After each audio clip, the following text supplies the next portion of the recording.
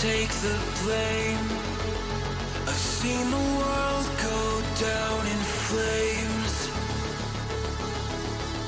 I've felt the strain of every loss I can't reclaim. Our steps retraced from when we went our separate ways. I've missed these days. I never thought we'd see this place again. I know the feelings always fade, but nothing else could make me stay.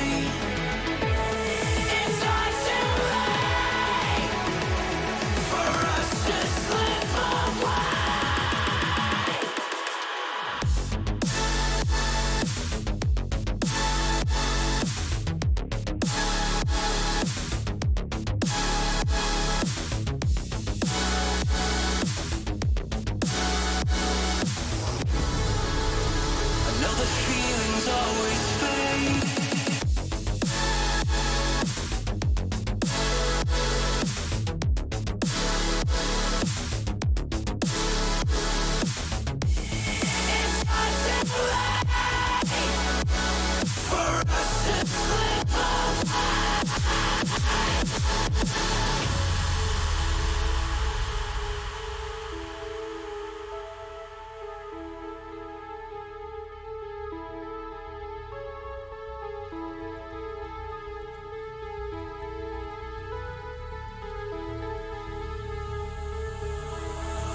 I've walked this road, the one foretold would lead us home.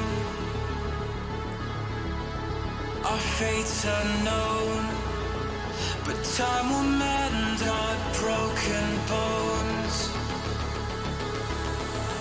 I've held the weight of all these years spent in decay.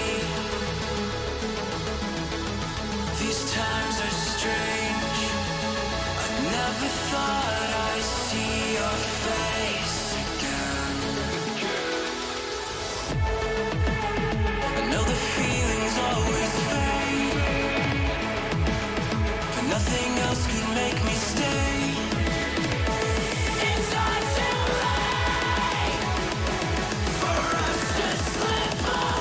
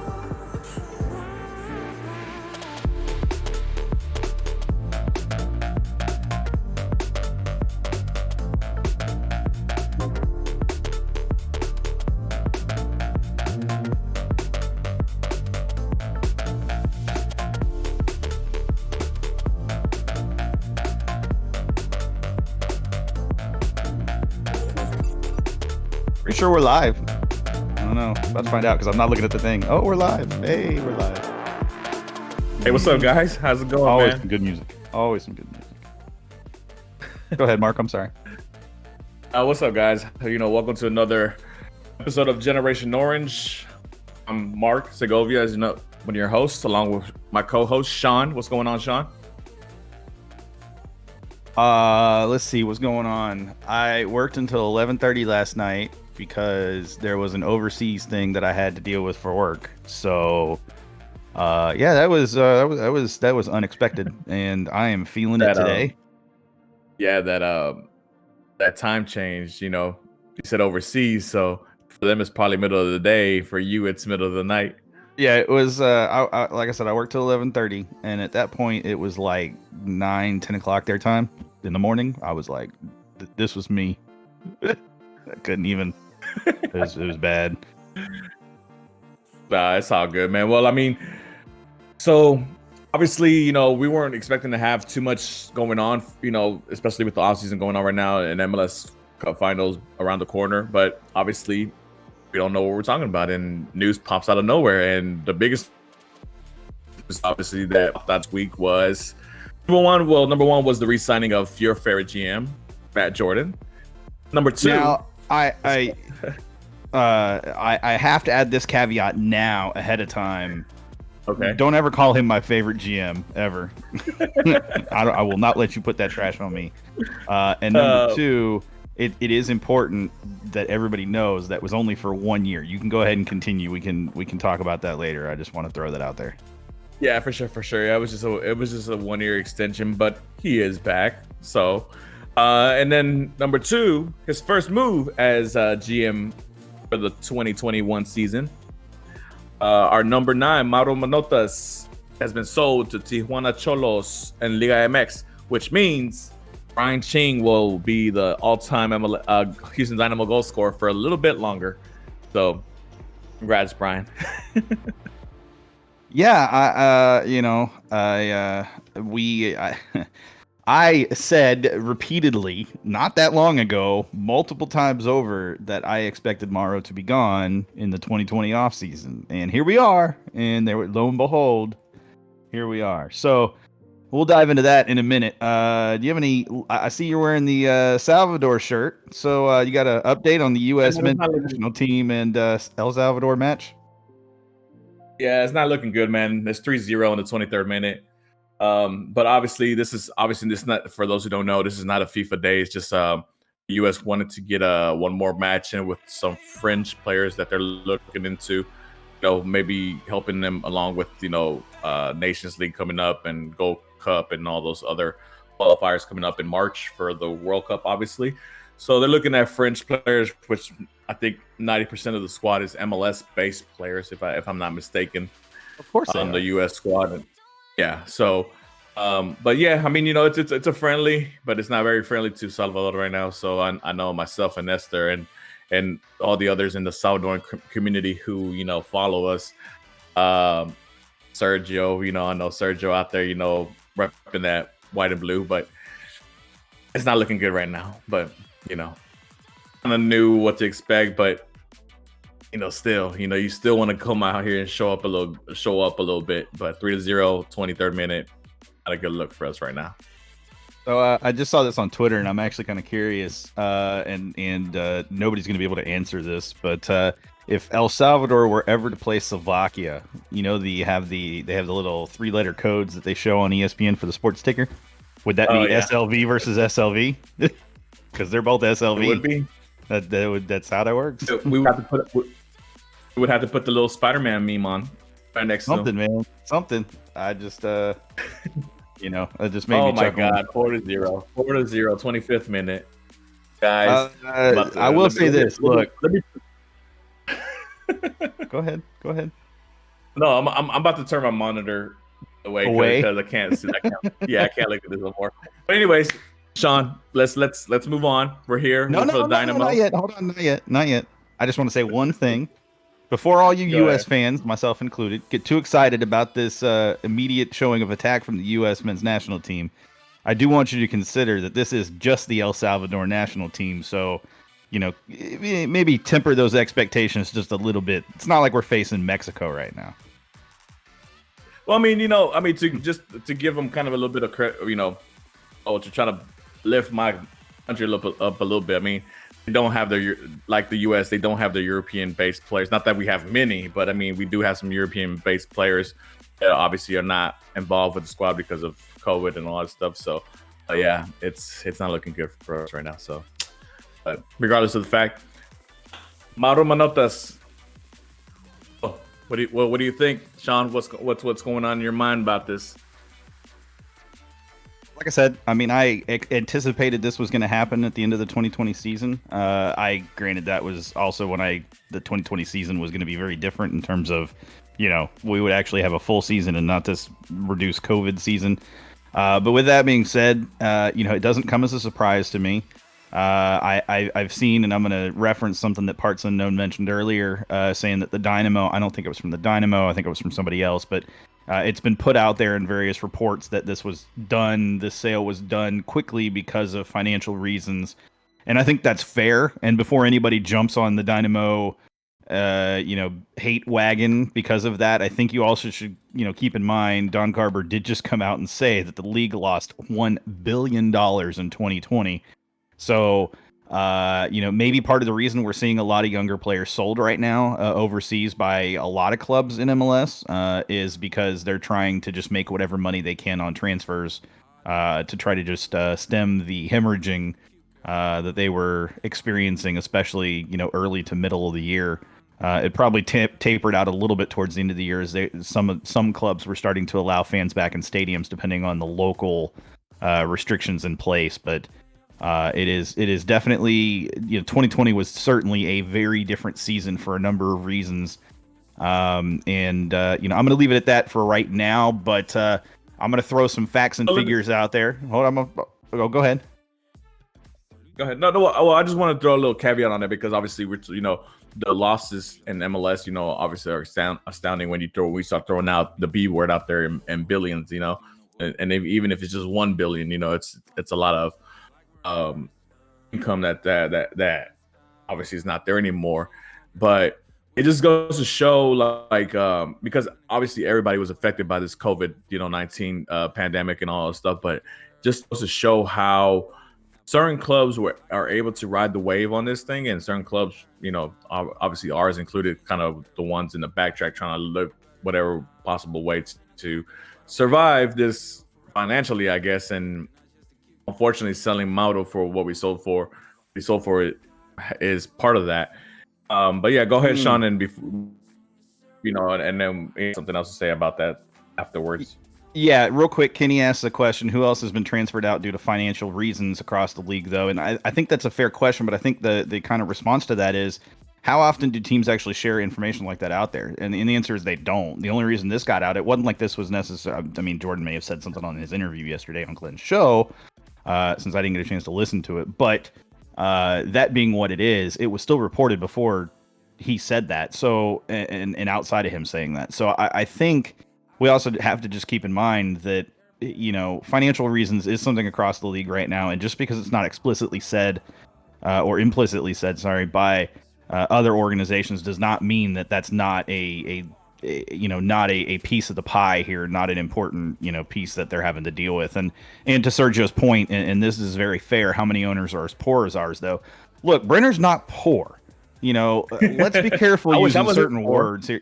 Hell yeah, dude, I will go be his son and I will take 5% of that income that he has. Just 5. Like, that's all I need. Just put me on 5% and I'm good for life. We want to use James Harden. Yeah, I mean, 5% of James Harden is still a lot, but yeah. But I it is important that Gabriel Brenner right now, the majority of his investments, the majority of his assets are assets that are struggling tremendously. It is very reminiscent of what is going on with the Rockets and Tillman Fertitta. Fertitta is having a lot of trouble with finances because obviously the majority of his money is in entertainment, is in the entertainment industry, and right now the entertainment industry is, it is hurting. It is hurting hard. Well, casinos and Fertitta's also Landry's and eating out, and like I said, entertainment, the Kima Boardwalk, all that stuff. It's just not places where people are going right now. It's not, you know, and if they are going, it's very minimal numbers. It's nothing like it was before. And he missed the entire summer essentially, which is really the big, you know, the big draw for the casinos. It's the big draw for the boardwalk. It's the big draws for a lot of his restaurants, is those kind of tourists that come out during the summer. But I say that not to defend Brenner in any way, shape, or form. I think there's no doubt about his struggles right now. But I also think it's important that we keep in mind he has likely been preparing to, as per the rumors, sell the team since probably the end of 2019, before, and maybe even like mid to early 2019, before the rumors came out that he was looking to sell. No owner in their right mind just one day goes, okay, I'm ready to sell. It's usually a process. Usually they're going to evaluate, you know, they're going to get valuations on all their assets within the organization. They're going to find out what they should be expecting to get back in terms of buyers. They're going to have a firm that's going to help with the process and you know, all these different parts and pieces that we don't get to see as fans from the outside looking in. With that being said, yeah, I mean, oh, go ahead. Well, I don't. Did you ever get to what you were gonna say? No, there's still a whole lot more, but we're just tipping the iceberg right now. So just get what you want. Okay. Yeah, because I just kind of want to jump on what what Kenny said on the chat. Obviously, with the with other, who else from the transfer has been, selling because of financial resources. But it just goes to show, how being behind the eight ball as far as our academy player development and stuff like that has affected us in this aspect, because our direct rival, you see FC Dallas, it looks like they're about to sell access this season for a grand total of almost $10 million. Obviously with Reggie Cannon already being sold to Boavista for $3 million earlier this year, and then Juventus looking to buy Richards for $7 million.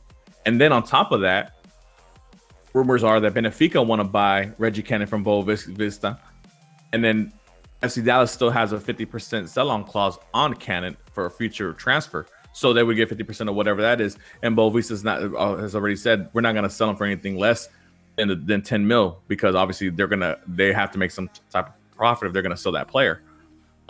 So obviously that's looking like a win-win for Dallas going forward, and it's an unfortunate thing because obviously there are direct rivals. And then, obviously with all the heat and all the fanfare that's coming on with Austin FC coming here pretty soon. And to hear stories like this, that that, well, obviously we're going to be selling our best player, even if it was premeditated that this is what they were going to do. In his interview, with Glenn Matt, I heard a little bit, and he did say that they already had something in place where they were going to sell to a team in La Liga in the summer transfer window, which Sevilla? I think it was Sevilla. I'm thinking no. I think it was Granada who was the team that was involved. I don't know. It doesn't matter. It's Yeah. a Liga team either way. But yeah, regardless. And I think the fee was around 8 figures, but not low 8 figures. Like it would have been like 10 million or whatever. Obviously, looking at that now, it's like we're like, man, we ripped the ball there, And obviously, I don't want to jump on the whole transfer fee done. Regardless of what the 1.1 million that's been rumored out there on transfer market, or if it's the 4 million that Leicester has kind of gone and his stamped on it, saying that it's more closer to that figure from the people he's talked to or whatever. Regardless of the fact, it's one of those things where we're being the club being reactive instead of being proactive is put them in a situation where they have to do moves like this, because that's the way they've been for the last 10 years. Even predated to before Matt Jordan came here. The fact that our academy isn't up to par. The fact that our academy is hard to what Dallas is, and I'm not expecting them to be up to par with Dallas, because Dallas has been doing the academy business for 15 plus years already. That whole Dallas area with that Copa Dallas, with that Dallas Cup or whatever. Clubs from all over the world come to play that. So I'm not really expecting it to be at that level, but still, I mean, the fact that we're not producing players, we're not able to sell players on things of that nature is kind of haunting us right now at this moment, because if it is true that we sold them because to kind of balance the books, I guess, the Dynamo, it's a sad thing, because I'm pretty sure they had in mind that Mauro would break he would break Brian Ching's goal scoring record. We would celebrate that, and then we move him on. But unfortunately, COVID didn't want to follow those plans and guidelines for us. So it is what it is, I guess. It is what it is. But I don't want to talk too much about ownership right now, and the main reason for that is there is a very good probability that Brenner is trying to sell the franchise, or sell the club, if you will, sell his stake in the club to somebody else by the end of 2021. And we know without a doubt, he's in the process of trying to sell. His target, as I understand it, is to try to be done with the sale by the end of 2021 season. And so what we're seeing right now, when people are saying, oh, they're doing it for financial reasons, I'll be honest, they were likely to have done this regardless of whether, maybe not as fast as they did, but they were likely to try to sell Mauro on either way. And it not necessarily due to 2020 and the financial struggles of 2020 and the financial struggles as a result of COVID, but due to what Brenner is trying to do. Having Mauro's salary and his transfer fee off the book, transfer fee that we paid and then going back the other way, off the books, means that is less cost to a new owner. And the flip side of that is a player in a position in terms of DP that's a designated player that new ownership would not have to deal with. That would already be freely available for them to determine who they want to bring in and make that, whether it's make the splash signing or, bring in specific individuals that they want to bring in, whether it's from merchandising or otherwise, the capability to do that. So I say that just to remind everybody that while I absolutely cannot stand the fact that Brenner is not willing to spend money, I think this year in particular, it doesn't surprise me nearly as much as it would have surprised me 2-3 years ago, when he really should have been spending more money, even if it was just $1 or $2 million more. Bring in a $2 million player, that makes a huge difference on our roster the last 2 seasons. Go ahead. And I find it interesting, that in both the Matt Jordan interview and the Tab Ramos interview yesterday, them were emphasizing, looking to the domestic players available, looking to reinforce the squad that way. They said that the money that they got from Mauro would be reinvested into the club from Tab's knowledge. I'm not sure how true that is. You can tell somebody one thing and then do the complete opposite.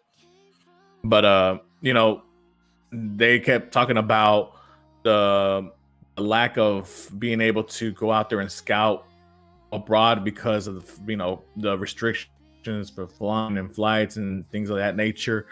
And I understand that. Trust me. Look, I understand that. I don't want to send people out to different countries where they can potentially expose themselves, or get a greater risk of exposure. But you have clubs in your own very own league still operating, still being able to do the same, to being able to do things that you can't do because of restrictions. So that to me was kind of just farce, on his behalf, being to say, we're limited in this. Yeah, everybody's limited, but still people are signing players from South America or wherever else they want to, this morning Chicago signed a Bulgarian player from, God knows where in Europe. So, it's something that I think they're trying to, I don't want to say that they want to use this as an excuse or use it as a crutch, because we know we're not stupid.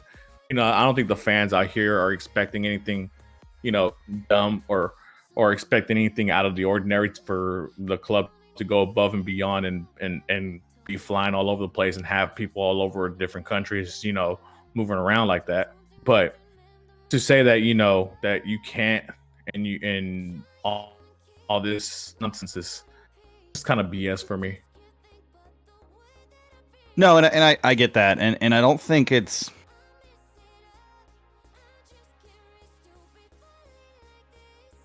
I think there are restrictions that are in place, and a lot of those restrictions, especially for the coming this off season in particular, center on 2020 COVID 2020, and also on Brenner trying to sell his stake in the team. I think those two things, they weigh heavily on how the team is approaching 2021. Now, I say all of that, and the reason I'm really pushing that hard is because, to me, you turn that around, and if Brenner does sell and makes a concerted effort to sell by the end of 2021 and is able to sell his stake in the team, and you do, again, hypothetically, bring in an owner that has the deep pocketbooks to make the moves that fans want the team to make, then you're setting up 2021 or 2022 to be very successful. And by that, I mean from a fan standpoint of you're immediately going to hit the ground running with absolute tremendous hype, because any player you bring in that has any amount of hype to them whatsoever in terms of a name, Brenner's percentage is probably 51%. He's majority owner, but it's not much more than that. But I think when it came in, it was him 50. I think it was 50. It was somewhere in the 50s. I think it was 55, and then De La Hoya was 25, and then the rest of the other remaining 20 was chopped up between Silverstein and miners. All the other miners, and then I think that Harden's 5% came from Brenner's parts, but he's still majority owner on that standpoint. Well, correct, because it can't come exclusively from Brenner's 5%. Everybody had to basically agree to allow an additional 5% of the team to be sold, basically. Anyways, regardless of that. Yeah. But again, so it sets up for 2022 to be a killer. The off season of 2020 of 21-22 being a killer off season, and who knows if Brenner sells in the first half of the season? I mean, we could see a summer transfer window with a big splash too. You just never know. But let's talk about let's not dive too deep into the ownership thing right yet. We'll get to there in maybe a minute or two, or like half an hour to an hour. But let's talk about that Morrow transfer, because there's some facts and figures that have been put out there, and I want to talk about those, and I want to explain why. And you saw me respond to you, Mark, on Twitter, on the Gen Orange account. Hey, tune into the show. All right, yeah, you're going to be here. But so the reported fee it is in the 7-figure range, essentially. And you pointed this out. There's multiple reports that are very conflicting with one another. But I've seen one, and I think this is probably true, from Tom Bogart, Bogart, I think, that said there is a 1.1 million guarantee fee. The fee is already guaranteed. The 1.1 million is guaranteed. It's essentially the actual transfer fee. And then there are incentive bonuses out that escalate that fee up to a maximum of 4.4 million. So I don't know what those incentives specifically are, but they probably include number of appearances, number of goals, playoff appearance, not playoff, but cup appearance, domestic cup appearances, things of that nature. He's probably not likely to hit all of them, because there's probably a million or a million to a million and a half in that are unlikely type scenario things where if he just totally goes balls out, then you're making a buku amount of money coming back. But the other part of that, the 1.1 million, and the reason why that seems a little low to probably a lot of people, is because there is a 20% sell-on fee that is part of that transfer. And everybody, wants to harp on, well, it's only 20% when, Reggie Cannon was, more, and that's true, but you're also talking a completely different league. And we've stated how many times that Liga MX do two things. Number one, they undervalue players coming in, and they overvalue players going out. And so they're always going to lowball you coming in. And so it doesn't surprise me that it's 20%, but it's the same essentially kind of structure that it was for Elise. And, Elise is playing well for Boa Vista, and that sets up well because there are incentive escalations in his as well that could bring that total up beyond the how much ever we had, the guaranteed fee.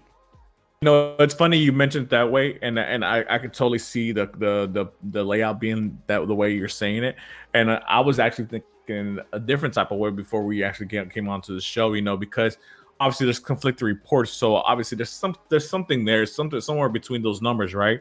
So I'm thinking it, the 1.1 is an installment of payments. The 1.1 is what they're paying right now. Then there's going to be maybe one or two more payments down the line, and then the rest would be incentive related. Maybe it's up to 3 million or whatever, and then it gets to 4 based on incentives and things that you just mentioned. So I was thinking more on those lines because obviously everybody here, I'm assuming, follow another club around the world aside from the Dynamo, and obviously have understand and a little bit of an understanding of how transfers work around the world, and where you can do different mechanisms. I mean, a contract for whatever it's worth, you can put whatever kind of language in there to try to get to a certain number, try to get to a certain fee or whatever that you're trying to amount to. You might not all get it at once. I mean, in a perfect world, it would be, hey, here's my player, give me X amount of dollars, and that's it. He's your player, right? But unfortunately, especially now and COVID, and with the COVID stuff going on, and a lot of clubs being in financial strains, you're gonna see a lot of installed payments. And for all you Arsenal fans out there, we know those, we know all those mechanisms too well because of what's going on right now with the transferring of Arsenal, but yeah, I mean, I wouldn't be surprised if it's an installment payment, where they're paying this much up front and then, one more or two more payments down the line or whatever, beginning of next season or whatever, which I guess in a way it's good because, I mean, especially if they're going to just focus on domestic players, it shouldn't cost them that much to bring in domestic players around from the league, especially when you have mechanisms that, like, draft is coming up. They're going to, obviously, they mentioned that in the interview with Tab, they got the 3rd overall pick, and they're looking at that pick as like, look, that's going to be a free player that we get in. More than likely because it is a top 3 pick, it'll be a Generation Adidas player, and that contract doesn't go towards the payroll at all. So that's one of the benefits of picking that high up in that super draft. Another thing is obviously the reentry draft and things of that nature. So they're going to have different mechanisms to bring in players. So they might not need all that money to go out there and spend, to bring in players, especially if they're just looking domestically. So a couple of things from chat. Parts Unknown says, I hope Mauro gets to Xolos and starts in the starting 11 immediately and more playing time with his new club. He notes that Kubo didn't fare too well in Liga MX after his run with the Dynamo. Voices says, hopefully Mauro isn't another Kubo in Tijuana. Sergio mentions Kubo scored 4 goals in 25 appearances. They were pretty. Oh, go ahead. No, I'm saying, let's not forget that Kubo went to Tijuana after he went to Pumas, because we transferred Kubo to Pumas, and then he didn't fare well with Pumas, and then he got sold to Tijuana from Pumas. So it's not really direct, but I understand the correlation there and the connection. But and then the 4 goals that Sergio's mentioned on the chat, 3 of those goals were pretty amazing. 3 game-winning goals for Xolos, in the last minutes of the games, and so I mean, it's obviously I know we like to dab a little bit on Kubo because of what he's done, for us as a franchise, really, which really wasn't too much in those 3 seasons that he was with us, but he's out there. I mean, and for those who don't follow the Liga MX that much, and I follow it, but I don't follow it as much as I used to. The way Xolos is set up, it's set up pretty nicely for Mauro to be their number 9, their starting number 9. If he's everything that he can be, he'll more than likely be their starting number 9. Yeah, and as I understand it, and I've seen this from a couple of different places. The expectation is that Mauro is going to be a focal point of the attack of Xolos. So it's not like he's going there and he's going to ride their bench. I mean, you don't have a guy that you anticipate being the focal point of your attack and you bring him in and then you bench him. He's going to be a guy they expect to come in and start. And you know, that again is a big bonus for the Dynamo because this is a player that is going to have exposure that he wasn't getting in terms of, you know, Cholos are going to go out there and they're going to play him and they're going to run him into the ground, you know, and in a good way. And he's going to have opportunities, you know, for international exposure that he wasn't getting with Dynamo, at least at this point. So the half-day transfer window, to answer your question, Mark, is the day before the expansion draft. So sometime this month. So then, I think the 14th. yeah. So then, to to answer that question for voice, then no, because Tab he was pretty direct on that answer because somebody asked him, or I think Glenn asked him, hey, well, how active are you going to be here the next coming days? You know, obviously with a lot of player movement going around, and he says, well, we're going to wait till after the expansion draft because it doesn't make sense to bring in a player and then have to protect that player from being, you know, picked on the expansion draft. And unfortunately, this year we have to participate in the expansion draft because, you know, we didn't participate last time. So yeah, voice. So Sean says that the transfer window is the day before. So then I don't expect any. Oh, it's 2 days before. The half day window is on the 13th and the draft is on the 15th. Yeah, so then I don't expect any movement from the Dynamo. They might have something in place for a later time, but it would probably be, it would have to be done after the expansion draft because I think they already have their mindset on what 12 players they're going to protect, and obviously if they bring another player, they want that player obviously, so they got to protect that player too. Otherwise, you know, you just trade it, and then that player gets picked up by Austin FC, and then, you know, that's it. I mean, movement doesn't have to be players. So you could trade away. You can trade away an international slot for allocation money. I mean, but I'm thinking they're referring to players, voice, and, you know, let me know if I'm wrong, you know. But yeah, true, Sean. You know, you can be trading GAM and TAM and international spots and allocation orders and stuff like that. But if we're talking about players specifically, then no, I don't expect a player to be moved during that time period. Well, and you know, player movement out from the Dynamo. Let's take a look at the roster. I mean, is who on the roster is somebody that another club is going to covet and enough to warrant a trade during this half day window when they can just wait a couple more weeks and then the roster freeze will be over and they can, you know, proceed as normal. With that being said, though, hey, thanks for the follow, appreciate it. The big thing out of this, though, is that this does Morrow took up a designated player slot. I mentioned that, so it frees up a designated player slot, which leaves the Dynamo with only one currently used slot. The Dynamo have technically 3 allowed total by MLS, with the third one being a paid one for $150K. So let's wipe that one off the table. It's not this season. And we know that the one that's currently being used is Darwin Quintero is considered a DP currently. So unless they buy Darwin Quintero down, we have one free DP slot, and it is one we are going to use. I don't think that MLS even allows a team to not go into a season with, or at least not to go through a whole season without having at least their 2 DP slots filled. So a DP slot free, and you have a little bit of money to work with. Let's say $1 to $2 million to work with. You know, for a transfer fee, that's not a high transfer fee. I mean, that's going to get you another kind of similar to Morrow type player, maybe another kind of Mateo Bahamic type player, maybe an Ariel Lassiter type player. Players that we already kind of have. Yeah, I mean, you can just think of the trades that were done last season, you know, within domestically. I mean, you're talking about the Walker Zimmerman trade, talking about the Darlington Nabby trade, you know, from Atlanta to Columbus. So I mean, it's kind of hard to see it from a perspective that, you know, there are players in our league that we can trade for that would improve our squad. You know, Zarik Valentin being one of those players from last season that kind of improved our squad, you know, and obviously Quintero as well. But yeah, man, there's players out there that I'm sure, you know, that we would have to pay, you know, maybe $1 million something to a club to bring them in, you know, like Atlanta did like Columbus did with Darlington Nabby. I think they paid him almost $2 million in GAM or TAM or whatever kind of money, yep, you know, to bring him in, you know.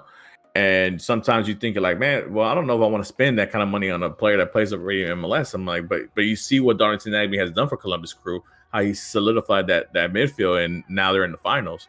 So I mean, even though you might not think that a player domestically might be worth that, but if he fixes the team up and helps with the counters and helps with when you lose the ball to get the ball back, then he might be worth all that, man. So yeah, somebody asked yesterday about Alex Lima coming back.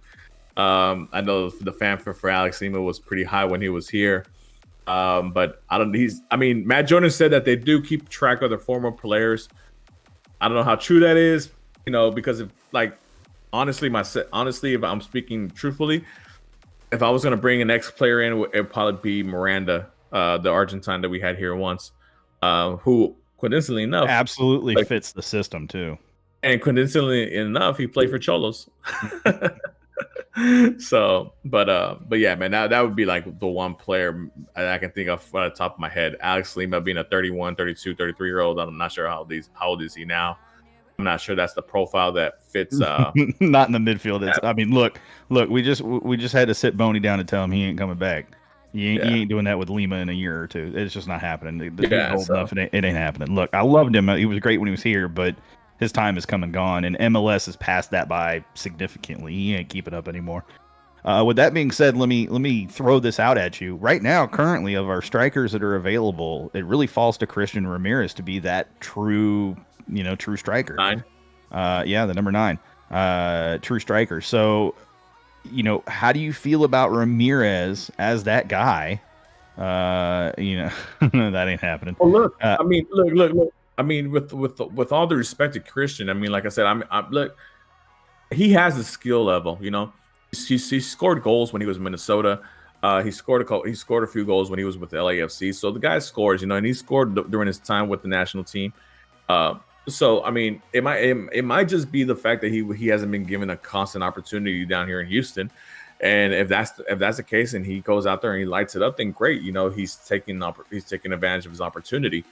But obviously, with what we've seen from him in the time that he's been here, it's been really inconsistent.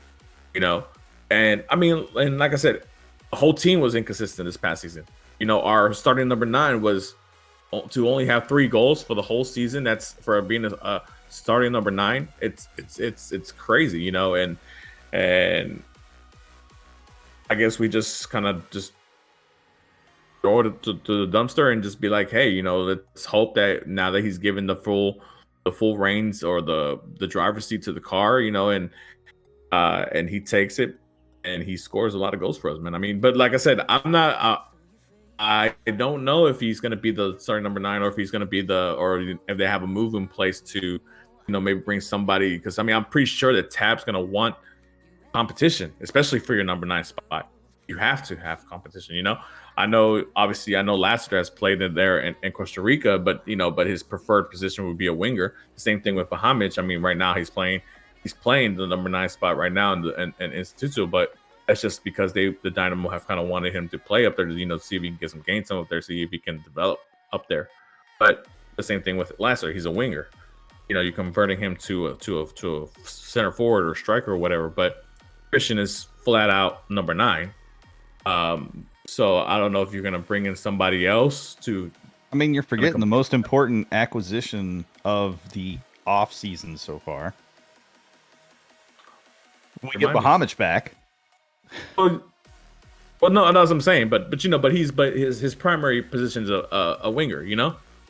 So but if we're looking for a number 9 or for that center forward, we got to bring in somebody who kind of plays that position primarily, and then maybe secondary as a winger or an 11 or whatever. But yeah, I'm sure that he's going to want to bring it. And Sergio, says Darwin Quintero. No, he's asking, are we expecting Darwin Quintero to carry us offensively like he did this past season at 33 years old? Yeah, and I'm not expecting the same thing out of him. I mean, who knows? Maybe now that he has an complete off season and a normal off season and no more training. Hopefully, I'm saying, quote unquote. Hopefully, we can get into a normal season this upcoming season. who knows what he can provide for the squad. I mean, obviously, he was like the really like the only bright spot this past season, right? Aside from maybe glimpses of good stuff from other players, but Darwin was the consistent one, I guess. But yeah, man, he's 33 years old. He's going up there in age. We can't really keep expecting the same type of quality or same type of output from him every year from here on out. But yeah, that falls on the technical staff and Tab to pinpoint these players and to bring somebody in. They might bring a number 9 from somebody in MLS who's sitting in the bench right now who might be fighting for a starting spot, and somebody that we can't think of right now. And the thing is, it doesn't have to be a traditional number 9 in terms of like a strong number 9. What you need is a guy who is pacey, who can get behind defenders, who can, hey, you laugh about Will Bruin, but I mean, the dude is showing you he's a super sub worth it, man. And I mean, come on now, in the playoffs to get into the cup final. That's a dude. That's a dude I wouldn't mind having on the team still. I'm just saying, sucks that we got rid of him. Then we can still sub. Maybe we can still. Then he would have to. He would crash the party on Brian Ching being the all-time goal scorer, man. Because hey, I'm down for it. Let's go. Let's do it. I'm gonna call Tab up and I'm gonna tell Tab, hey, you need to go after Will. I know he's old, but right. Trust me, the dude still got it. But it's one of those things where Will has done a lot in Seattle since his time. It's crazy. It's been almost 5, 6, 7 years that he's been gone from Houston already. And for all he's accomplished over there in Seattle, MLS title, Open Cup title, things of that nature, and maybe a second one here pretty soon. But yeah, man, I wouldn't be opposed to it, So, yeah, I mean, and you've already said it, but I think we are extremely likely to see a trade or a move for at least a single striker, if not 2. Maybe another striker that's versatile enough to play wing as well. And we're going to see a move for a midfielder, and we're going to see a move for a defender in some way, shape, or form. How that all shakes out, how they make it happen, I don't know. There's plenty of opportunity, plenty of space to do it. But it's MLS, so who knows? Go ahead. I have a question for you. So we know task formation is 4-3-3, right? And for all those who've seen the MLS playoffs and things of that nature, there's a constant bond between the 4 teams that were in the semifinals, right? They all have quality number 10s. New England with Charles Gill, Seattle with Nicholas Ladero, Columbus with Lucas Celaya, and who am I missing? The 4th team on Minnesota with Reynoso. Yeah, Reynoso. Yeah. So given that, Glenn asked Tab, hey, so you see the how bringing in a number 10 is really taking the league by storm and bringing in a quality number 10. Or can we expect something a signing similar to that this offseason? And he flat out said, you know what? Yeah, those players are tremendous. They do that, but that's not the midfield that I envision. That's having 2 6s and a 10. Yep. And his midfield, he rather have 2 8s and a 6. Yep. So what do you think? I mean, do you think that's the right approach, or because obviously I think the fact that you go with 2 8s and a 6 is because you're playing more of a holding 4-3-3 than an attacking 4-3-3, right? And the reason you play the holding 4-3-3 is because you obviously want to provide help to your defense, in case of the counterattack and all those things, and be more defense minded in case when you lose the ball. So that's why possession is so important, and that's why he focuses on bringing players who can keep the ball, right? When you see that the top 4 teams, well, as far as MLS playoffs is going right now, all have number 10s and have guided their teams to this far in the playoffs, what do you think about that strategy? You go against that, actually. I don't think there's anything wrong with going against a strategy that other teams are employing. I think it's important that we understand why Tab wants to play that way, why he's intent on going that direction. And as much as he's comfortable with that style of play, and he has tactically an understanding of how to respond to different things that happen with opponents and how they react to how you're coming out. I think there's a bigger picture thing, and I've kind of hinted at this before.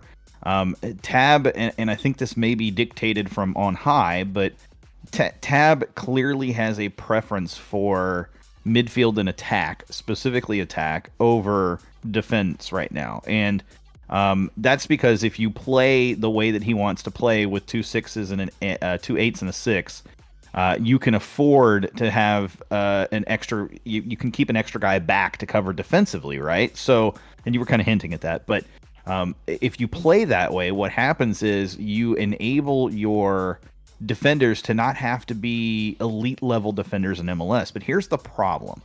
In MLS, your best teams, and you pointed it out, the top 4 teams according to the playoffs, Minnesota, Columbus, Seattle, and New England, they all have really good number 10s, and they all have really good, wide midfielders that can get the ball to the 10, and they've got a good pivot guy, right, as DM as well. And so when those pivots happen, even with 2 decent DMs, or number 8s, if you will, even with 2 decent 8s, what you end up with is you end up with a mismatch at different parts of the field. And the good number 10s, the really good ones, are going to find those holes, and they're going to exploit them. And I'm not saying that Tab is going about things the wrong way. I just think that is going to be a problem we're going to experience for a while until Brenner is gone. I think that the limited spending and the way that this roster is built, thank you, Matt Jordan, it precludes itself to playing a specific way. And you're gonna spend on your attack, and you're not gonna spend as much on your defense. But you do have to have a second to number 8. And right now, we don't have that player on the team, on the roster. And that's going to have to be a player that is very good. It's going to have to be a player that is better than Vera. As good as Vera played last year, which was solid, it has to be a player better than Vera. It has to be a guy like, and I'm going to say this, and people are going to go, wait, what? It has to be a guy like a Ricardo Clark. A guy that when he comes back, he's going to stop the attack full force. It's a guy that Vera can interchange with. It's a guy that basically takes what Boney was trying to be, and Seren was trying to be, and escalates that to another level. And it also needs to be somebody like Huey Bear from who you got to witness, by the way, on Saturday. How amazing Huey Bear is for Tottenham. It needs to be a player like that. And the reason I say that is you look at how he controls the middle of that pitch. He kills attacks, period. The guy is an effortless worker. He's the guy that goes the unsung hero, if you will. But he absolutely is a physical presence that is also a very good pivot point. He's very good at getting that transition from defense immediately to attack, and enables your counter attack to pivot immediately and go. And players like a Bahamich, players like a Lassiter, players like a Quintero, if they have that guy that can pivot and quickly get them the ball, they have mismatches now going the other direction, and that's going to be amazing. But we don't have that player currently. Vera is not that player. He can be that a little bit, but he's not that pivot guy. He's not that guy to get that ball out wide. Yeah, because Vera plays the 6 and he plays far back, and I think what he's trying to do is trying to convert Memo into that box to box 8. But he obviously he has the will to learn it, because he has the motivation to be on the pitch, right? But the thing is, the quality isn't there yet for Memo to be that box to box number 8. Because if he's too far into the attack, then he lags behind on the defense, and if he's too far into the defense, he's not in with the attack, right? So yeah, finding that those box to boxes midfielders it's really hard. Because, like I said, you're practically finding players to run 80% of the field at any given time, and it's hard to find one, nonetheless 2, because if he's going to play 2 8s and a 6, then that's what you're looking for, really realistically. But like he also stated, hey, look, he said I would love to have any one of those 10s, but let's be realistic. Those 10s are expensive, and it's true. To a certain point, obviously, a lot of people did their research and whatever, and I did my own as well. And when I looked up the transfer fee from Reynoso, it being just $5 million, I was like just bombarded. I was kind of like, especially because he comes from Boca Juniors, and Boca Juniors is, when you talk about major clubs on this side of the world, Boca Juniors is right up there with anybody, when you're talking about big clubs. And for him to get a player of that talent from a big club like that, it makes me think like, do they kind of just eliminate talking with the elite clubs in South America? Sometimes like you get that perception where like, why am I even gonna bother talking to them? They're gonna want $10 million for their players, But like, you have to do your due diligence as a technical director, or a general manager, or whatever, and go knock on those doors and go talk to those people, regardless if you get 100 no's or 99 no's. But that one yes can change your whole thing around, And I feel like, especially what Reynoso has been able to do in 12 regular season games on top of the 4 playoff games that he's played with Minnesota, it's crazy. Like, his value has gone up already on the $5 million that they paid for him for Boca Juniors. I could easily see him being sold, next season, if he has another season like this, for double that, because he's young, young player. But well, you just hit on something that I want to remind everyone of too. MLS is not a bring in and keep the player league anymore. It used to be with the Valeries and the Laderos and things like that, but nowadays it's, you bring a young player in, you develop them for 3-4 seasons at most, sometimes just 2 or 3 seasons. You let them have that good 1 or 2 seasons, and you turn around and you sell them. We and people have called this out. We held on to at least too long.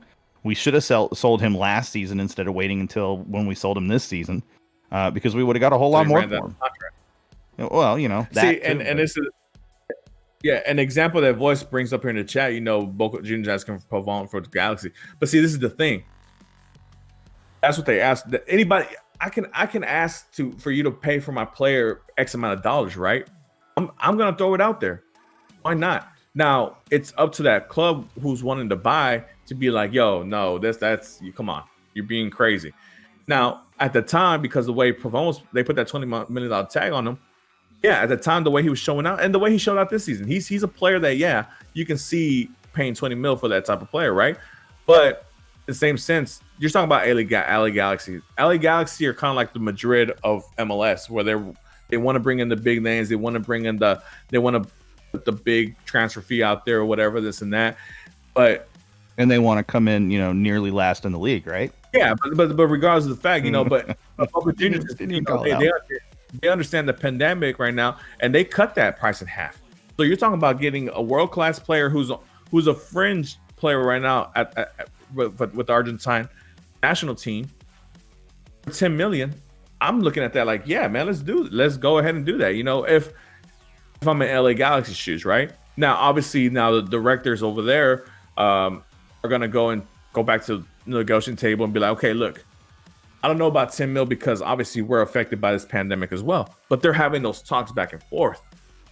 They're at least talking.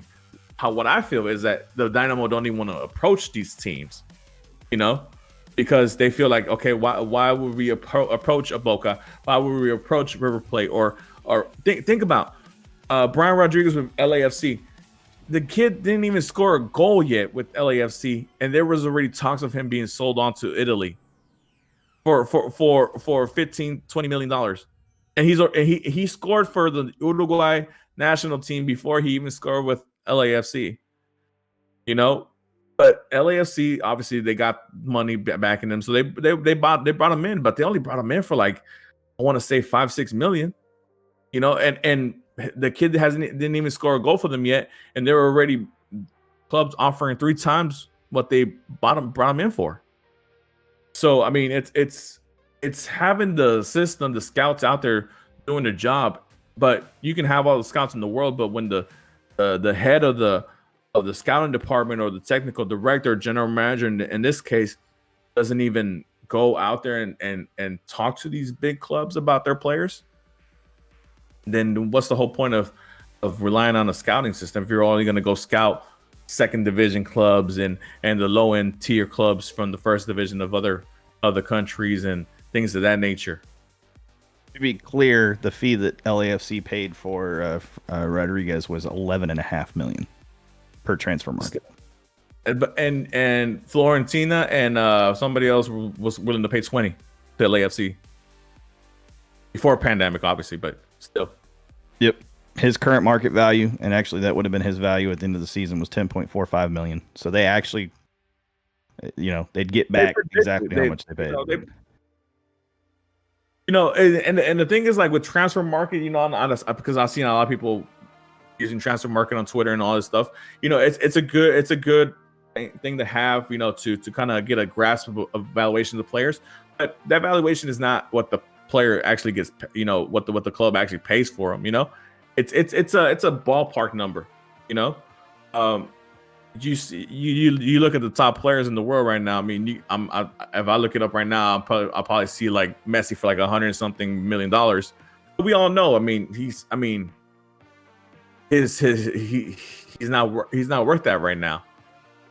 He's already up there in age. Same thing with Ronaldo. He'll probably have a transfer fee up there in the 9 figures. But he's a 35-year-old number 9 now. You have to kind of take it with a grain of salt.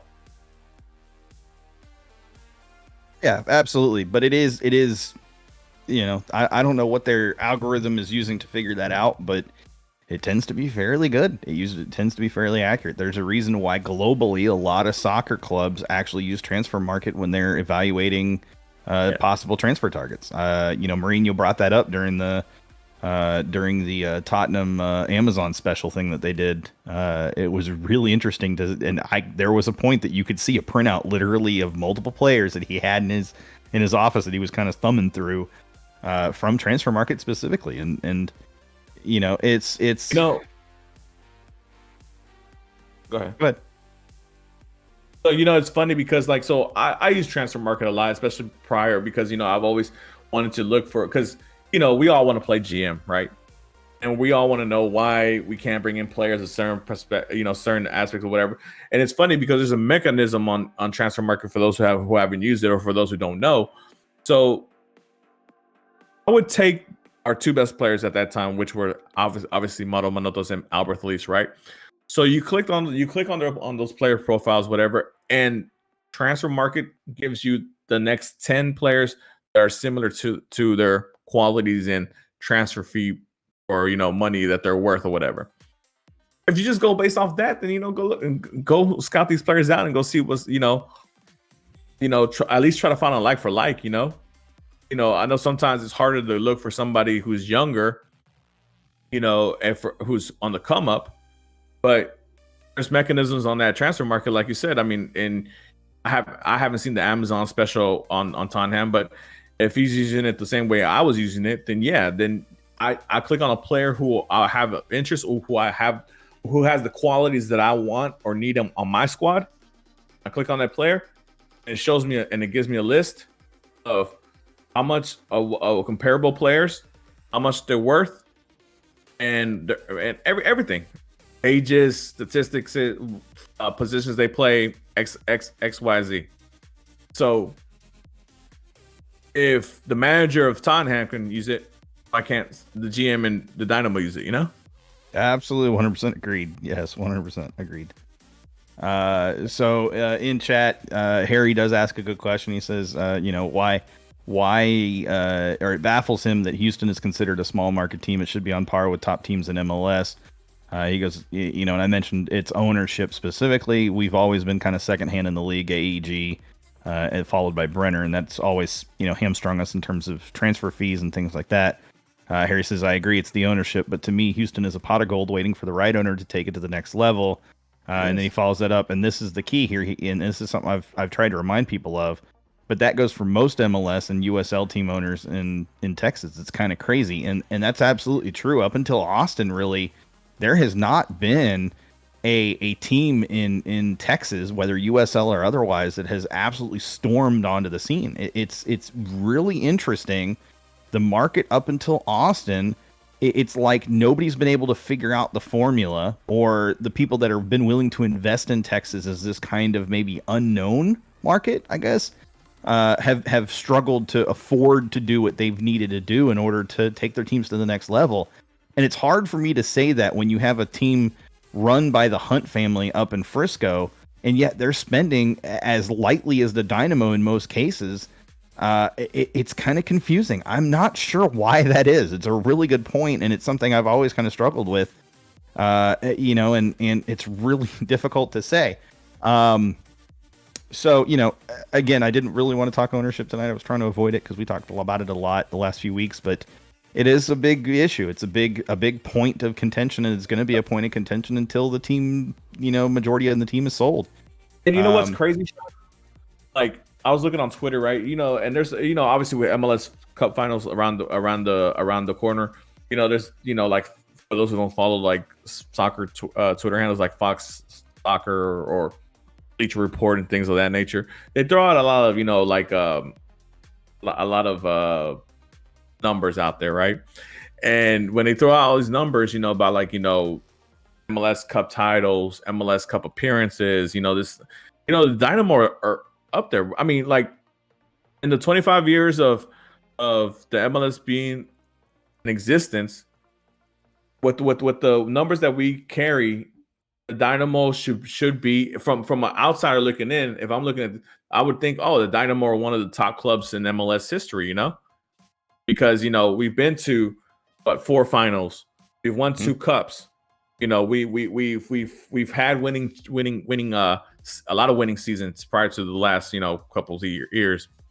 You know, we've won Open Cup titles, you know, things that will title singular. But you know, from an outsider looking in, I would be like, oh, you know, okay, the Dynamo are one of the top clubs of this league, you know, just from looking from the outside in, you know, these numbers that they're giving out. And it just goes to show, like, with the minimal that's been given to us from the start with AEG and now with Brenner, what we've been able to accomplish, you know, which that in itself, it's like great, you know. But if you really had somebody who would just come in, take this thing over 100%, just get everybody out, get Oscar out, get Jake out, get everybody out, just, you know, just take it and run with it. Man, I think that they are sitting on a pot of gold here. Yeah. You know? Oh, yeah. And then there's somebody who can really showcase the fanfare and kind of focus on the fan base. You know, and you know, I know everybody's always wanting to go get that huge Mexican star, but I don't even think it's about that anymore. You know, I think it's just they just want a star, period. Somebody who they know they want to put their jersey on and be proud to wear that jersey around, you know? And it's funny because, like, you see Austin FC, like all the players they brought in, they have some type of background to MX because they know that they're in Texas. San Antonio area, that's for lack of a better term, that's Chicano land, you know? So there's a bunch of Tex-Mex over there. So they, you know, it's a lot of descendants of Mexican heritage, you know, so that's why you hear a lot of, you know, Miguel Leon might be going over there, or Memo Ochoa, for those, you know, who the rumors are out there, you know, whatever. Cecilio Dominguez, who played for Club America, one of the biggest club in Mexico, is already signed to them. You know, a player that I threw out in the early ages of Generation Orders, when I first started here, that I threw out that I wanted for the Dynamo, got signed with Austin FC. And you know how I found about him? Not because I follow Club America, but because I used Transfer Market, and he was a like player to whoever else I was looking up.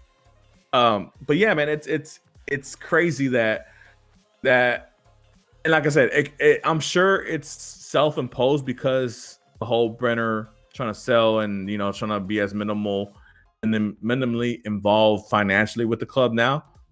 Obviously, I understand that, but still, man, it's crazy, man. Like, I hope that these transactions that come forth here in the next weeks and months and help excite the fan base a little bit. But man, it's gonna be tough. I don't know. I honestly don't even know what to expect.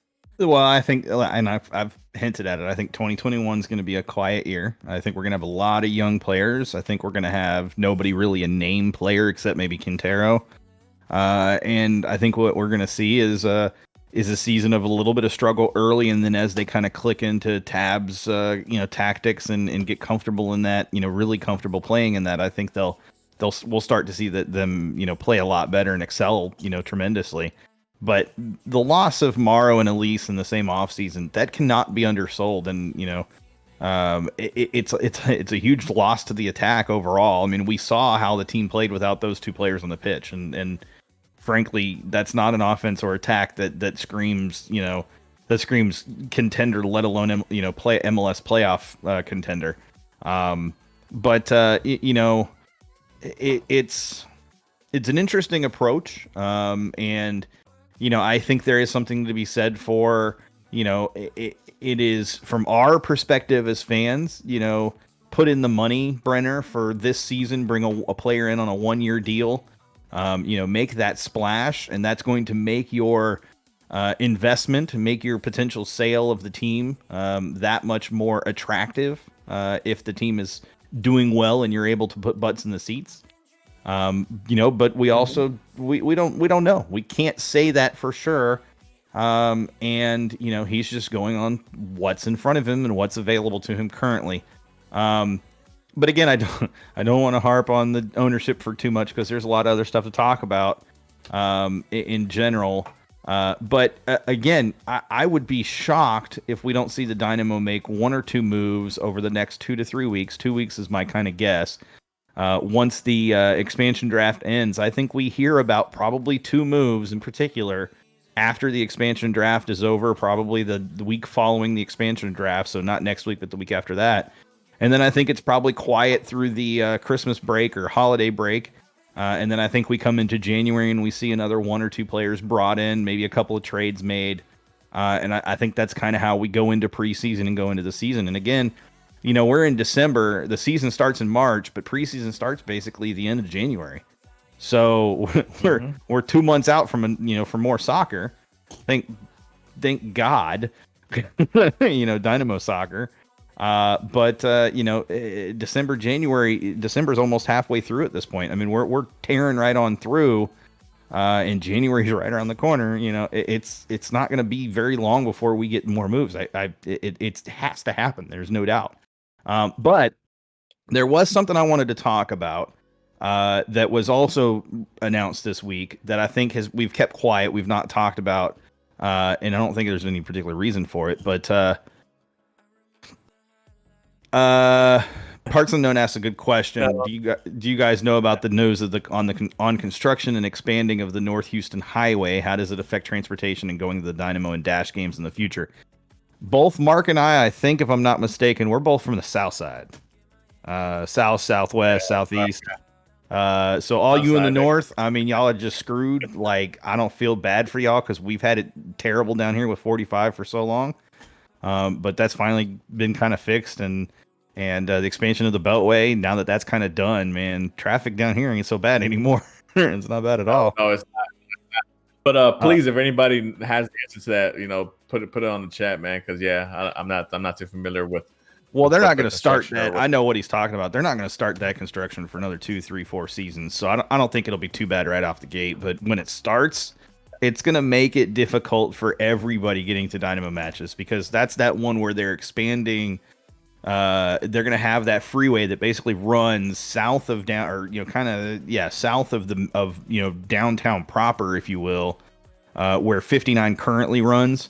Right north of the stadium, that's gonna be the North Houston Highway sector. And El Salvador scored a goal. Hell yeah! But I think they're down 7-1 now, 6-1, something like that.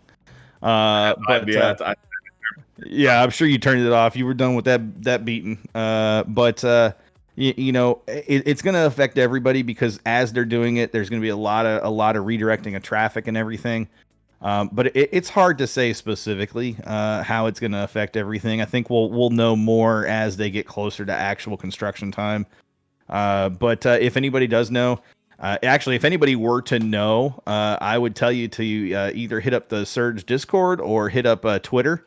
And actually, who you probably should really send a tweet to would probably be Wilson Calvert. That dude knows all the details on that plan, like that project. He has kept up on it.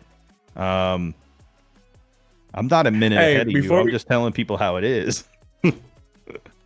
Hey, before we move on, I just want to give a shout out to the Surge and to Ben on the Surge too, because we both predicted the 3-2 Seattle Columbus Crew score. Seattle Minnesota United scoreline, and unfortunately for Ben, I won the little Wheel of Death thing, and I got me a free a new Dynamo shirt, man, and that's cool because I wasn't planning to buy anything with the new logo as of yet. I was kind of like on a step back and chill. I want to see before I start investing money into the Dynamo again. But hey, give me a new shirt, man. I appreciate that from the Surge and Sergio and those guys over there. So appreciate it, guys. Yeah, absolutely. Surge on, baby. Let's go. Throw up your H's. And you too can become a Surge member for only, I don't know actually what 2021's price is. It's been talked about and I don't know what it is, but you can head over to wearethesurge.com and look up and find out all the details and info on what's going on with the Surge. Sorry, I'm reading here with the chat. Parts unknown. Yeah, Carlos Ruiz is from Guatemala. Pescadito. Yeah, he's a legend over there, but yeah, he's not Salvadorian, man. I'm sorry, guys. I'm sorry. Jordy, wrong country. You missed it by about an hour and 10 minutes. We just finished talking. We talked about that about an hour ago. Who are we believing? There's a source saying 1.1 and million and another saying up to 4 with incentives. I think they're actually both correct. I think it's, according to what I understand, and there's tweets confirming this, it is guaranteed. Basically, the true transfer fee is 1.1 million, but there are incentives that bring that up to 4.4 million at a maximum. So, base price of 1.1, and that may be over payments, like Mark said earlier, or that could be kind of all in one lump sum. I suspect 1.1 million probably they might try to just lump sum that. But then there are incentives, and those usually get paid out. It usually gets paid out. It's a 3-year contract for him. Usually gets paid out across the whatever year he achieves that particular achievement. Usually tied to appearances and things like that. Well, Jordy, you can always hop in and listen to us while you're playing them video games. I mean, we'll hop in and talk, and you could listen to us talk to each other. There's not much to watch other than our Mark and Mai's beautiful faces. I mean, Twitch is on mobile. I think, there's a Twitch app. There you also have your computer, your laptops, your tablets. There's different mechanisms out there. So I mean, you can play video games and listen to us at the same damn time. That's right. No excuses. No, but seriously though, if you are in our chat, we've unlocked a kind of a cool feature by being a Twitch affiliate. Thankfully we got there. There's this channel points thing down at the bottom left of your chat window. I don't know where it is on mobile, so just kind of look for it. But it's kind of cool. There are these different things that you can do and different kind of rewards, if you will. And I don't know how it works, so feel free. But we added one in there for 500 or whatever. I think it's 500 bits. I think that's what Twitch's currency is, 500 bits. You can be a guest for a segment on our following episode the next week. We would get you into our Discord voice server so that you could hop into our voice chat. Then we'd pull you in to be on our live show with us. Because you know what? Let's be real. It's all about the fans. And we're just fans that talk at each other. So why not bring in another fan or multiple fans to do it? So just know you guys can do that if you want. Also make sure you give us a follow if you haven't followed us yet. I'm looking at you, Jordy, because I think everybody else on this chat already has mostly. But if you haven't followed us, follow us on Twitch. And then also you'll notice, because we're now Twitch affiliate, you can sub. You can give us a sub, and that is definitely approved and appreciated by us here on Gen Orange for sure. But not a requirement, just appreciated. But in all seriousness, back to everything else. what I was talking about, and Harry's going to find this, and I don't even know if Harry's still here. Harry, if you're here, say something in chat so I can see you know that you're still here. But this right here is important. The RGV Toros. I mean, you know, people are going to pay. It's fine. 500 is the starting. We'll go up from there. But let's call this testing the waters first. But RGV Toros. And thank you, Mark. RGV Toros have 2 players, make that 3 players now under contract for the 2021 season. 3 players. I don't know about you, Mark, but when I look at RGV Toros and I see 3 players under contract for the 2021 season, I kind of take a little bit of a pause and I go, wait a second. You can't even field a soccer team with just 3 players. So there's got to be some moves coming for RGV. The minimal squad I've ever played, I played 4-on-4. So I don't even know I don't know how they would do 3-on-3. There's no way you can do 3-on-3. Because you need a forward, a middle, a defense, and a goalie. 4-on-4. So I mean, and they've got no coach. You can't even do 3-on-3. Yeah, Harry brings up a good point. So they don't even have a coach either right now. Now they're going to get a coach. They're going to get players by the start of the season. But to me, go ahead. No, you know what's funny? They talked about this yesterday on the interview with Matt Jordan about the relationship with RGV. And it's funny because, you know, Glenn was kind of harping on Matt, you know, telling him, you know, you don't think that you should just let them go, let them be the professional team, and then, you know, focus on bringing in those players that you want to develop closer, like in your backyard, like, and you know, and Matt obviously said we do cherish our relationship with RGV. You know, we've have a lot of successes from that relationship, and obviously it's a relationship that we still have with them for the upcoming season, and blah blah blah, and all this, you know, hoopla, you know. But he did mention, you know, that obviously when he was with the Impact prior to coming to the Dynamo, they did have their development squad or USL squad in the same city, you know, and makes a huge difference. Yeah, and said there's benefits to both sides. And in my standpoint, you know, everybody who's followed this show and who's followed me knows my stance on it. Dude, put the team in Sugarland, put the team in Cinco Ranch, or put the team in the Woodlands, or we have so many places bigger than Rio Grande Valley in the surrounding cities of Houston that they can fit in real nicely. Put them in the Sugarland Peter Stadium or whatever, or in that rugby stadium they built. Who cares, you know? As long as you have them here, you know, that's all that matters to me. But that whole RGV thing right now, you know, it's a mess, man. I feel sorry for those guys, you know, because like, you know, those guys down there, that's their team. That's basically their team, you know, except for the RGV Vipers on the basketball side with the Rockets. But, you know, that's their team. That's their team that they want to go out there, root for. They want to have the fanfare that, you know, that they think they deserve down there. They want to have players there that they can call their own, that are not just being just borrowed or sent there for a couple of games and then being called up to the Dynamo later on and to never be seen again. You know, they want to have that same, you know, relationship with their squad, with their team.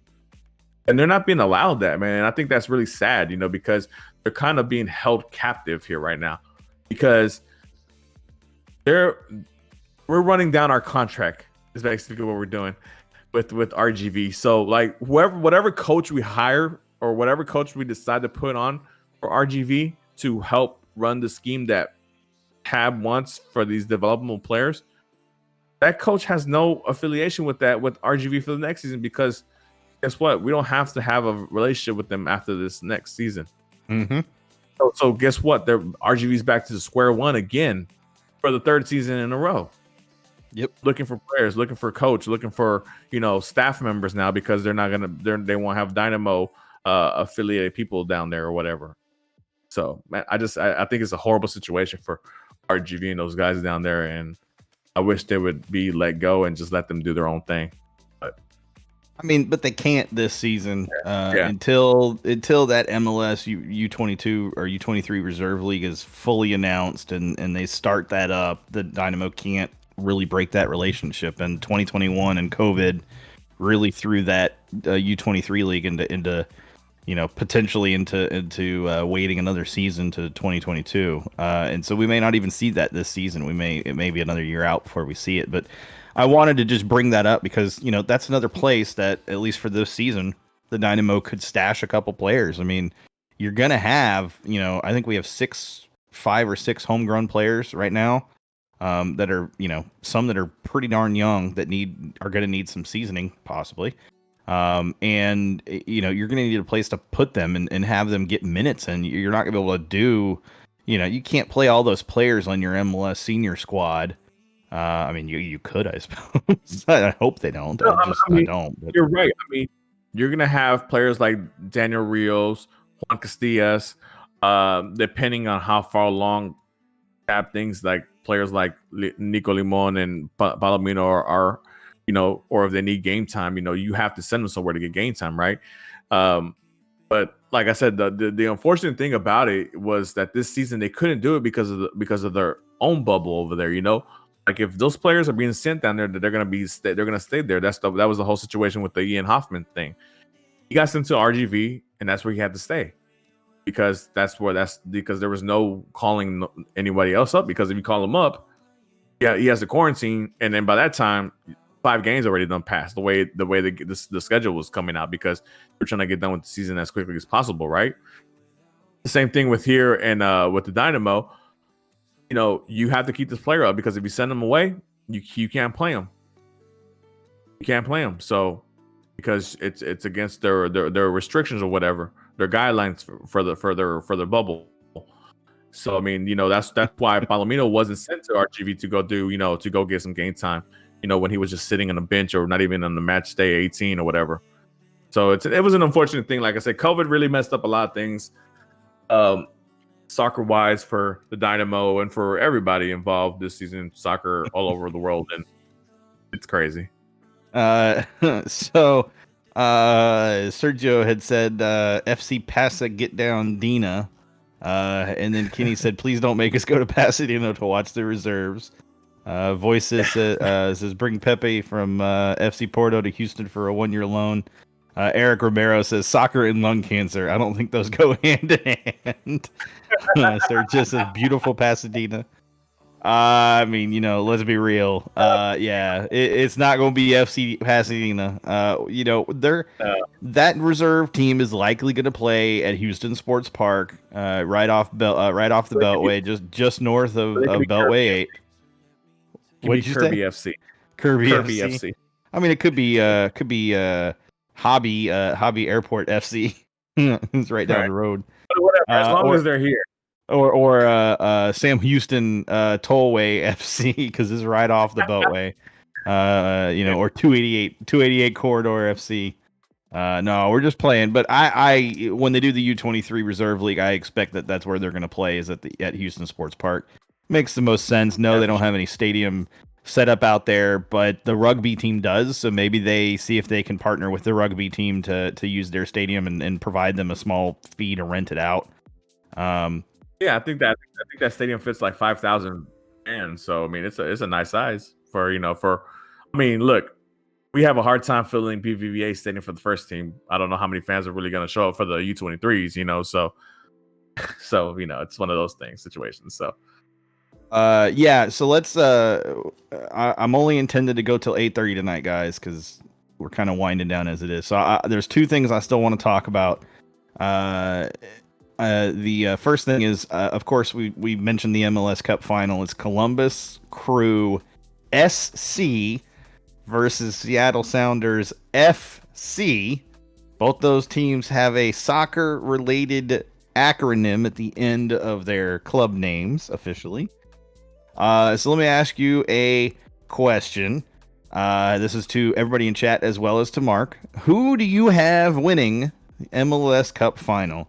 And what is the final score? So we can all go over to Twitter and respond to the Surges challenge for this week. so that we can all be entered into the drawing instead of you and Ben. It can be all of us at the same time. Well, no, look, man, look, guys. Don't go with the 2-0 scoreline. You know, I'm trying to go back to back, like 06, 07 Dynamo. But yeah, I think Seattle's going to win it, man. Columbus has had a great season. I think they have a very complete team. I like their whole team overall, man. It's, to be honest, and it's great to see an example like that, because you know there were a couple of years back they were going to lose their whole squad, their whole team, and then a couple of years later they're in MLS finals. You know, so it can be done. It can be done. You can turn it around, you know, quickly. When you have direction and you have a sense of knowing what you're doing, you know, as far as bringing player personnel into your team. So I'm a big fan of what Columbus has under squad and what they've done and their whole team overall. But man, Seattle, man, for those who didn't watch that Seattle Minnesota game, man, you missed out, especially those last 15 minutes. What a game. I think they're just that one level above everybody else, man, to be honest. And I think they're just destined to do it, man, because I think this is they're in dynasty mode right now. Honestly, this is their fourth MLS final in 5 years, which it's a complete 360 of what we're doing over here in Houston. And maybe their third championship, you know, in team history, which would put them one above R2. But yeah, man, they have a great squad out there. They have a great number 9 in Ruidiaz, and they have a great number 10 in Ladero. They have a great midfield, great defense, and goalkeeper. I think goalkeeper is a weakness, but Stem Fry is still out there doing a decent job, man. So, and he's still of caliber. So, but I think Seattle wins it 2-0. Please, guys, don't take that. Like I said, I'm trying to go back to back. There hadn't been anybody in chat that said 2-0, so I think you're clear. I think everybody's trying to give Columbus the benefit of the doubt. You know, for me, I'm going to say a scoreline, and it's going to shock everybody, but I'm expecting this is going to be more like a 3-2 scoreline. No, God, 7-5. No, I really want to be like 5-4, but it's not going to be that way. I think a 3-2 scoreline. And it very well might be just 2-2 going into PKs or going into extra time. But you know, final score, air quote, 3-2, 2-2, somewhere right in there. It's gonna be a good match. That's for darn sure. It's gonna be worth watching. That's another caveat there. But we got just about 2.5 minutes left. Just about roughly 2.5 minutes left. And there's one really big important thing that I wanted to make sure we talked about on the air. By the way, I haven't checked in. What's the El Salvador score right now? Is it over yet, or is it still going on? It was 6-1 last, but before this is actually one thing I wanted to ask. Oh, all right. Did you happen to see, because obviously this is the 25th season of the MLS, did you see the top 25 players of all time for MLS? I haven't seen the list, but I know it came out. I was going to wait to go over that next week. I know there's one Houston Dynamo player on that list. Oh, there was 2. All right, there's 2 Dynamo players on that list. Either way. Wayne De Lozaro and Wondolowski. Huh. Those 3 goals he scored here. I don't really consider Wando a Dynamo player. I mean, he had like a half season here before we got rid of him. Like, you gotta be kidding me. He wore the orange. It's forever orange, John. Forever. Not anymore. It's hold it down. We don't play that forever orange game no more. No, I'm just kidding. Wait, that's right. That's right. When you leave now we serious. When you leave H-Town and you go somewhere else, it's no longer forever orange. It's hold it down and get the fuck out. Done. Okay. But now we have 1.5 minutes left, and I thought it was important to bring this up. So what a hell of a North London derby. Good job there, Arsenal, to completely bottle it. Great show. That's right. Tottenham Hotspur, under the absolute domination of Sung Min Hung. Can't even pronounce his name right now. can't buy. And Harry the Hurricane.